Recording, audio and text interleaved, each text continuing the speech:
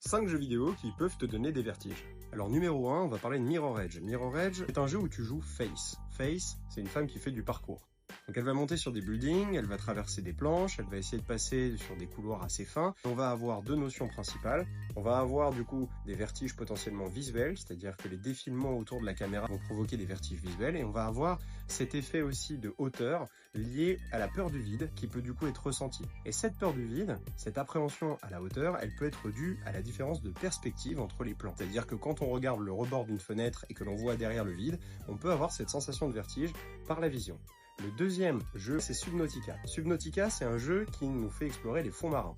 Alors on atterrit sur une planète dans un vaisseau et le but c'est d'explorer la planète pour récupérer des ressources et pour s'en aller de la planète. Et donc en fait ce qui est intéressant dans le jeu, c'est qu'on va avoir un effet vertigineux de par le fait de la profondeur de l'océan et de la mer.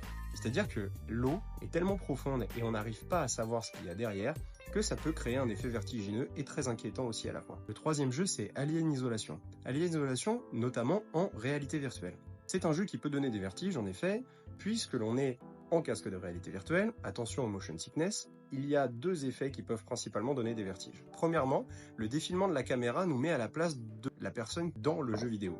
C'est-à-dire que l'on est à sa place. Et comme on est à sa place, on va avoir une sensation de vertige, puisque quand on va jouer, on va avoir le mouvement visuel qui va être produit par le personnage dans le jeu, que l'on va contrôler, et on ne va pas avoir de perception de mouvement à l'extérieur. C'est-à-dire que notre corps ne va pas sentir de mouvement, d'accélération, de déplacement. Ce qui fait que ça va créer un conflit sensoriel, comme on peut avoir dans les deux jeux que j'ai précédemment expliqués.